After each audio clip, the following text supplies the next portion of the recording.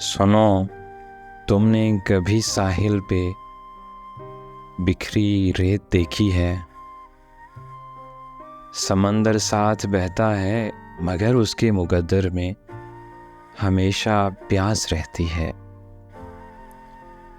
सुनो, तुमने कभी सहरा में जलते पेड़ देखे हैं? सभी को छांव देते हैं मगर उनको सिले में धूप मिलती है। सुनो, तुमने कभी मेले में बजते ढोल देखे हैं? अजब है अलमियाँ उनका, बहुत ही शोर करते हैं मगर अंदर से खाली हैं।